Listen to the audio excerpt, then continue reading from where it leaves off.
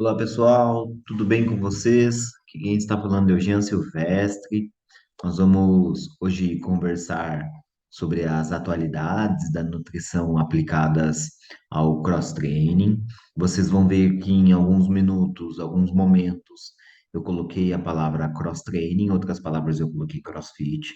Hoje em dia a gente acaba utilizando muito mais cross-training ou fitness funcional devido à patente da marca, mas só por esses quesitos, certo? É o mesmo raciocínio, a mesma ideia. Já peço desculpas de antemão se de repente vocês escutarem algum barulho adicional do ambiente. Tentei isolar aqui a área ao máximo, mas vocês sabem como funciona hoje em dia o mundo das gravações. Enfim, vamos então seguir. É, Vou trazer para vocês aqui alguns raciocínios do que nós vamos identificar hoje nas nossas conversas. Então, inicialmente, como o próprio nome já diz, nós vamos falar sobre algumas atualidades da nutrição aplicadas a uma modalidade de treinamento específica. E o propósito desse raciocínio é exatamente tentarmos identificar quais são os ganchos, quais são as estratégias que nós temos hoje para aí sim conseguir influenciar em dois principais parâmetros que nós sempre nos debruçamos no aprendizado, ou melhor ainda do que o aprendizado, na melhora ali do indivíduo. Nós normalmente nos debruçamos em dois raciocínios. Nós queremos, na maioria das vezes, melhorar o rendimento físico, o desempenho físico do praticante de exercício físico, mas principalmente do atleta, e nós também queremos melhorar a recuperação dele ou dela. Porque veja, não adianta muita coisa se eu melhorar o desempenho físico em um determinado treino, mas esse indivíduo precisa de muito tempo para recuperar. A programação de treinamento pode ficar comprometida, mas eu também não adianta muito eu somente recuperá-lo bem, sendo que ele não está indo ao máximo. É sempre possível tentar extrair o máximo desse desempenho físico deste indivíduo. Então, este é o propósito da nutrição hoje em dia que nós conversamos. Sendo assim, o objetivo da nossa conversa de hoje é vocês tentarem compreender como que essas estratégias funcionam e mais, compreender um pouquinho mais a fundo o que é o cross-training, o que é o CrossFit, o que é este método de treinamento em alta intensidade que é pregado hoje em dia. Algumas curiosidades que nós veremos, elas envolvem, por exemplo, algumas estratégias que talvez para alguns sejam inovadoras ou não tenham talvez escutado falar tanto. Muitas vezes nós já até escutamos falar de algumas estratégias, mas nunca aplicamos. Quem é da nutrição aí, às vezes nunca prescreveu, nunca sentiu ali de fato a suplementação, como que ela se comporta. Então, as curiosidades elas vão se debruçar nesse raciocínio, como por exemplo a suplementação de bicarbonato de sódio. Muitas das vezes nós escutamos, mas é pouco propagado pelas mídias, devido, por exemplo, aos custos. É um custo-benefício muito interessante. O valor que você paga hoje em dia na suplementação de bicarbonato é praticamente irrisório, mas muitas das vezes nós deixamos de lado e até nunca temos a ideia de como é o suplementar, se existem efeitos colaterais. Então, nós vamos conversar sobre esses raciocínios. Iniciando um pouquinho falando sobre mim, bom, como vocês já viram, meu nome é Jean Silvestre, eu sou nutricionista de formação, me formei aqui na cidade de Santos, pela Unifesp.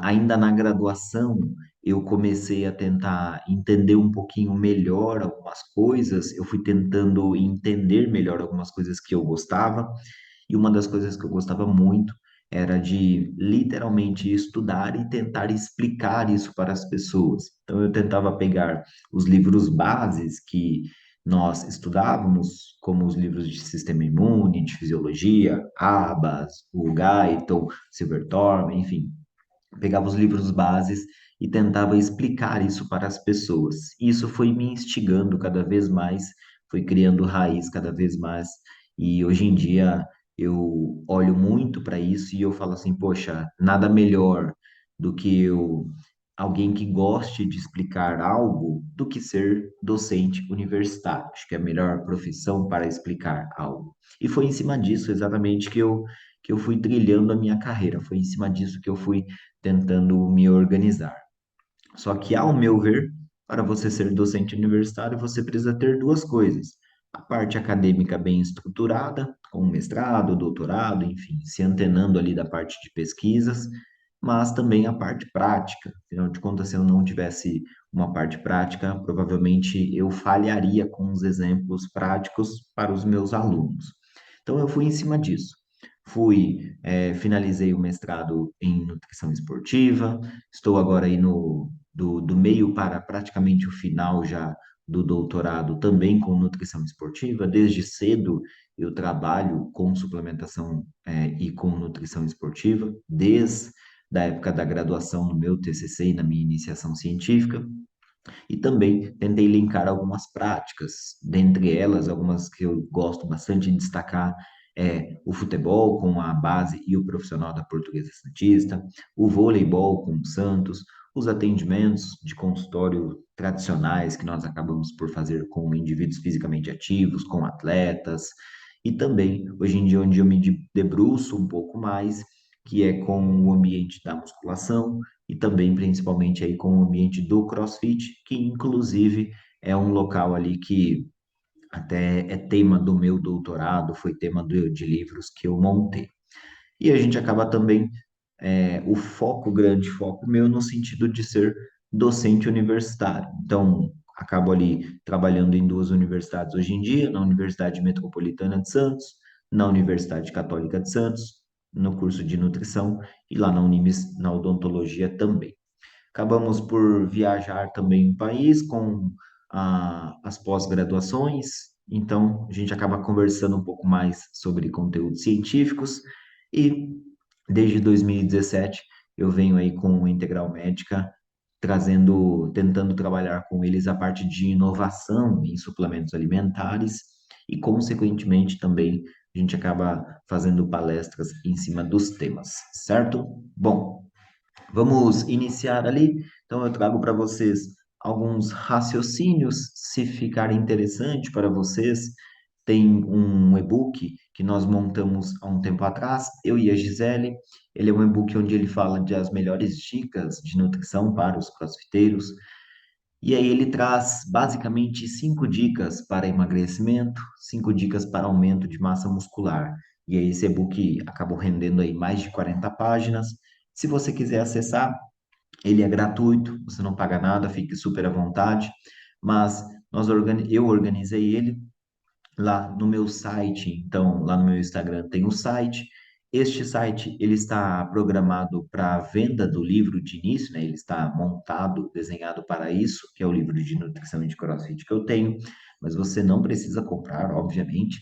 Você vai ver no site bem rápido, assim, bem de início, um link para você conseguir o e-book gratuito. Você clica nesse link, você cai numa conversa de WhatsApp comigo e eu te encaminho o PDF desse e-book. Então, só o jeito mais rápido e mais fácil que eu encontrei de te entregar o e-book via WhatsApp. Não te coloco em grupo de WhatsApp, não te coloco em grupo de Telegram, coisas nesse sentido. Bom, só o jeito mais rápido que eu encontrei para fazer isso. Bom, falando agora especificamente mais do tema, adentrando um pouquinho mais, nós temos alguns ganchos. Sempre quando a gente fala de CrossFit, a gente tem que gerar e ter algumas perguntinhas. Primeiro, o que que é este, entre aspas, tal de CrossFit? Como que ele foi desenhado, como que ele foi montado? Se você acompanha um pouquinho da história do CrossFit, você vai provavelmente cair neste cidadão, neste indivíduo, Greg Glassman. Ele é o fundador, o criador do CrossFit. Ele é um ex-ginasta, e aí, ao longo da vida dele, ele foi tendo alguns insights, algumas coisas ali que favoreceram ele a, a desenvolver uma modalidade que envolvesse alguns raciocínios. Desses raciocínios, ele tentou envolver 3 ganchos nas modalidades. Uma modalidade que envolvesse levantamentos de pesos, sejam olímpicos ou não, uma modalidade que envolvesse também, exercícios cardiorrespiratórios ou metabólicos, coisas nesse sentido, e exercícios ginásticos. Então, você vai ver que o CrossFit ele tem como se fosse um tripé, sempre baseado nesses três nortes: movimentos de levantamento de peso, movimentos com capacidade cardiorrespiratória e os movimentos ginásticos. Só que se você acompanha as aulas de CrossFit, se você ver uma aula de CrossFit aí em qualquer box ou de cross training, você vai ver que ela é desenhada muito, se fala, em cima desta palavrinha aqui, ó, Workout of the Day, que é o famoso WOD. Muita gente também chama de Metcon. O que que é esse workout? Ele é o momento de alta intensidade do treinamento ali, do cross-training. E aí você deve estar se perguntando de falar assim, Jean, mas espera aí, eu sempre escutei que uma aula de cross envolvia alta intensidade. E aí, talvez eu até, tem pessoas que até criam um preconceito sobre a aula, falando assim, eu não consigo ir para aula de cross porque é muito intenso para mim, nossa, eu vou sofrer demais lá. E eu sempre falo para o pessoal que na verdade não. Na verdade, se você pegar uma hora de aula de cross, você vai ver que dentro dessa uma hora ela é dividida em blocos, vou chamar assim. Os primeiros momentos, eles são momentos, por exemplo, de liberação miofascial, muitas das vezes tem um momento de aquecimento no início. Depois disso, tem um outro bloco onde eles treinam técnica de algum movimento, que às vezes vai ser executado mais tarde, ou até mesmo algum treinamento de força. E por último, sim, tem o, entre aspas, trabalho do dia, ou o OD. Então, normalmente em uma aula de uma hora, o workout, o OD, que é em alta intensidade, de fato, ele é um tempo curto. E muitas das vezes ele vai ser um tempo bem, praticamente insignificante dentro daquela aula. Quer ver um exemplo? Existem odds que são 3, 4, 5 minutos, ou seja, dentro de uma hora, em alta intensidade mesmo, o aluno deve ter ficado 5, 7 minutos. Então é um tempo muito curto para todo o raciocínio de uma hora. Então é sempre importante você lembrar disso, porque às vezes você pensa que é um tempo muito significativo, precisa às vezes ter uma ingestão super elevada de carboidratos, quando na verdade não, quando na verdade a programação é bem uma outra. Isto eu digo para aula de lousa, que normalmente são o que a maioria das pessoas fazem. Você pode ter um porém, que são as aulas relacionadas a aulas de planilha, as programações de planilha que são feitas para atletas ou competidores. E aí vai existir algumas diferenças. Normalmente, a aula de planilha ou a programação de planilha, ela envolve um pouquinho mais de workouts. Então, ela pode envolver, às vezes, um treinamento de força mais específico e também ela vai envolver provavelmente mais workouts. Às vezes, eles colocam 2, 3 workouts no mesmo momento ali. E existem também muitos atletas que fazem 2 treinos ao dia. Então, vai pela manhã fazer um cardio, que eles chamam, uma bicicleta por 45, 60 minutos, e mais à noite vai fazer o treino de planilha mesmo com os workouts, tá bom? Bom, só para você entender como que funciona um pouquinho da periodização, é claro, né? Isso é uma fração muito pequena dentro de uma programação, mas o manual da CrossFit mesmo ele traz alguns exemplos. Então, só para você visualizar, ó, as modalidades que eles pregam, como eu tinha te dito, então, ou seja, as modalidades mais os metabólicos monoestruturais de condicionamento, ou o famoso, entre aspas, cardio que eles falam, a modalidade de ginásticas, os movimentos ginásticos, e também os movimentos de levantamento de peso ou levantamento de peso olímpico. Dentro disso, nós temos então os dias que eles sugerem algumas programações. Não significa que todo box executa isso, tá? Isso depende muito de box para box. Mas no dia 1, ó, eles falam para você focar, por exemplo, em exercícios metabólicos ou cardio. No segundo dia, eles já envolvem os outros dois, os movimentos ginásticos e os movimentos de levantamento de peso. No terceiro dia, envolve as três modalidades. No quarto dia, um descanso, um off, um rest. Então, eles vão dando sugestões. Ou eles colocam as sugestões de 5 dias on, 5 dias ativos e 2 dias de descanso, nos mesmos raciocínios das modalidades e os 2 dias de descanso no final. Então, eles vão dando algumas sugestões para você ter um raciocínio de como funcionam estes treinos. Aqui estão diversos exercícios que envolvem exatamente as modalidades para você se apropriar. Então, os movimentos ginásticos, os movimentos de condicionamento metabólico, entre aspas, o cardio, e os movimentos de levantamento de peso. Então, por exemplo, ó, o air squat, aquele agachamento simples, é um movimento considerado ginástico. O pull-up, aquela barra, é um movimento também elástico. O push-up, que é a flexão de braço, também é um movimento ginástico. Já a corrida, a bicicleta, o remo, a corda, enfim, são movimentos considerados metabólicos, cardios. E os movimentos de levantamento de peso, deadlift. Dois workouts bem famosos da CrossFit, benchmarks que nós chamamos, ou seja, este tipo de treino chamado de benchmark, tem o nome de uma mulher aqui e o nome de uma outra mulher aqui. Esses treinos eles são fixos, ou seja, se você fizer um treino chamado Cindy hoje, ou se você fizer o treino chamado Cindy daqui 6 meses, a característica do treino vai ser a mesma, não muda. Por isso que eles são importantes para identificarmos melhoras de desempenho. Eles são muito utilizados, por exemplo, para pesquisas científicas. No meu projeto de doutorado, nós estamos usando um benchmark, que aí a gente consegue comparar o mesmo treino em diferentes condições. Veja só, a Cindy, ela é um AMRAP, ou seja, o indivíduo precisa fazer o máximo de repetições que ele conseguir ou que ela conseguir em 20 minutos. Quais são os exercícios? 5 pull-ups, então 5 barras, subidas na barra, 10 push-ups, 10 flexões e 15 air squats, 15 agachamentos. Então, isto considera-se um round, depois outro round e assim vai indo durante 20 minutos. A Fran já é um outro benchmark. Ela é um benchmark chamado um for time, ou seja, você tem alguns exercícios e algumas repetições para executar no mínimo de tempo possível que você conseguir. Essas repetições e os movimentos envolvem o thruster, que é um movimento de levantamento de peso, e o pull-up. Destes movimentos, desses dois exercícios, o indivíduo faz 21 thrusters, 21 pull-ups, 15 thrusters, 15 pull-ups, 9 thrusters e 9 pull-ups. Terminou o treino. Mas veja, por mais que eles tenham características diferentes relacionadas a tempo, até mesmo movimento e etc., algumas coisas são meio que semelhantes. A intensidade deles, durante os treinos, pensando em frequência cardíaca máxima, considera-se uma intensidade bem interessante.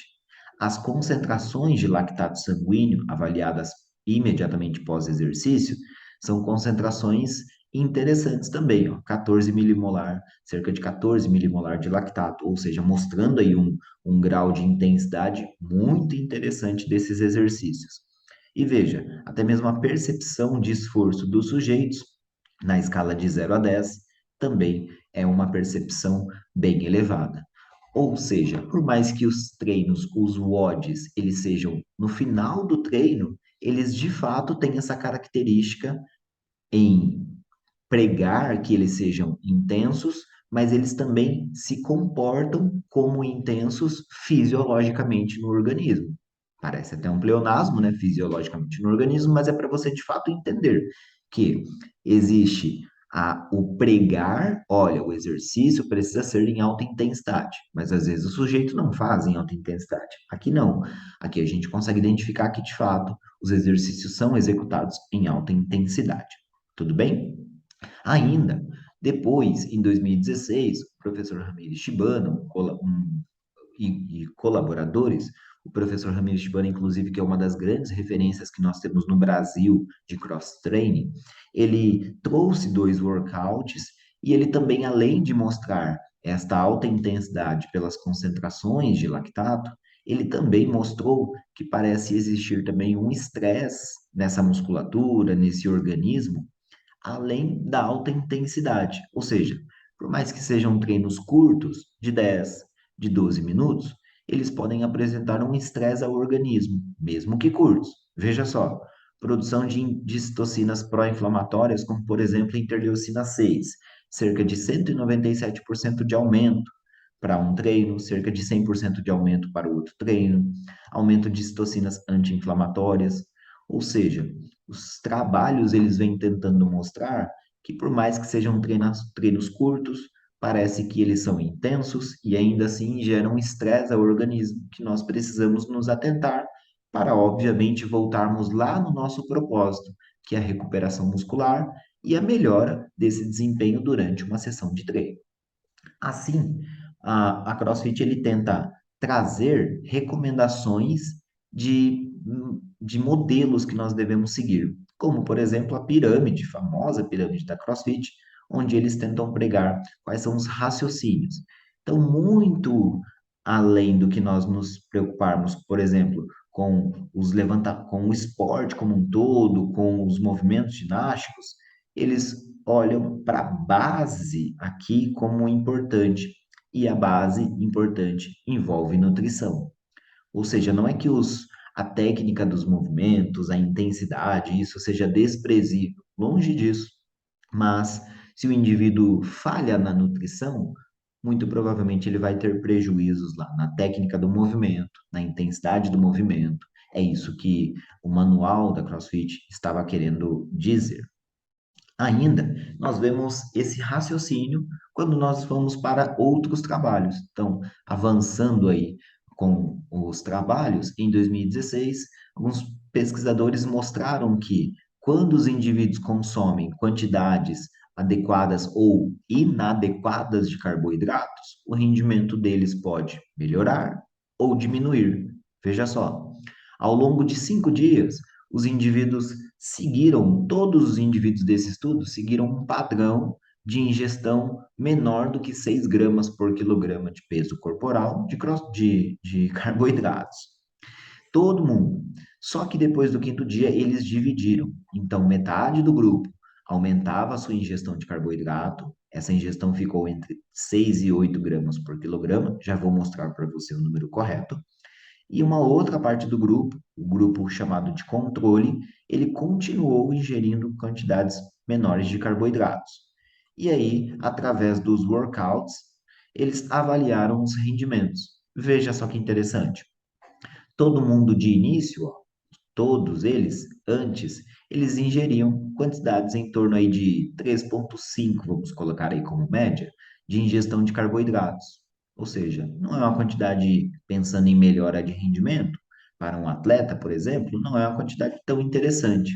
Só que depois, o grupo controle manteve a ingestão de 3 gramas quilograma e o outro grupo, o grupo dos carboidratos, aumentou a sua ingestão.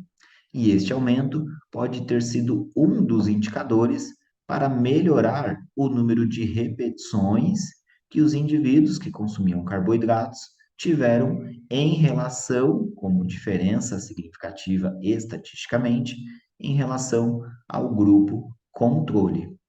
Poxa, gente, então se eu comer carboidrato é a única solução. Eu comendo mais carboidrato, consumindo mais carboidrato, melhora de rendimento no cross? Não, não é isso que eu quero te dizer. Mas eu quero te dizer que dentre as variáveis que ditam o desempenho em um treino de alta intensidade, como é o CrossFit, o consumo de carboidratos é uma dessas variáveis. E você, seja nutricionista, seja uma profissional, uma estudante de nutrição, um estudante de nutrição, seja você um atleta, e você vai ter que se preocupar com isso, porque a ingestão de carboidratos tem essa influência. Então, é isso que a gente identifica. Mas também nós temos, além do consumo de carboidratos, outras estratégias de suplementação que são pregadas hoje em dia, como, por exemplo, para melhora de desempenho físico. Dentre essas estratégias, você deve ter escutado, como eu falei lá no início, da suplementação de bicarbonato de sódio. Então, este trabalho, ele avaliou doses progressivas da ingestão da suplementação de bicarbonato de sódio e se isso melhorava o rendimento dos indivíduos. Veja, nos treinos de cross, o grupo consumindo bicarbonato de sódio, desculpa, o grupo ia aumentando a sua ingestão, ou seja, para de 37,5 miligramas por quilograma de bicarbonato até lá no 10º dia para 150 miligramas por quilograma. E eles identificaram, 150 miligramas por quilograma de bicarbonato de sódio ou placebo, que na maioria das vezes pode ser a ingestão de sal, algo nesse sentido. E eles tentaram avaliar o rendimento em um workout chamado Fight Gonna Bad. Este workout, ele é composto por 3 rounds para você identificar e ele é executado em um total de 17 minutos. É como se fosse um EMOM para quem já conhece os treinos de CrossFit. Ou seja, a cada minuto você tem que fazer um máximo lá de repetições ou uma determinada repetição, neste caso o máximo, de um determinado exercício. Então, no primeiro minuto, os indivíduos fazem o máximo de wall balls, aquele lançamento da bola lá no alvo. Depois de um minuto, um sumô de deadlift com essa carga. Depois de um minuto, mais no próximo minuto, um minuto de box jump. Depois de um minuto, push press. Depois de um minuto, remo. E o último minuto, descansa. Então, isso é um round. Depois volta, faz o segundo round, volta, faz o terceiro round, totalizando 17 minutos. Com isso, com isso, eles conseguem identificar o número máximo de repetições que uma pessoa fez durante 17 minutos, contando com as recuperações. Veja, os indivíduos que suplementaram em média antes com a suplementação de bicarbonato de sódio e pós tiveram um aumento no número de repetições, porém, este aumento foi significativo. Olha só, foi significativo comparado com o placebo no momento pós.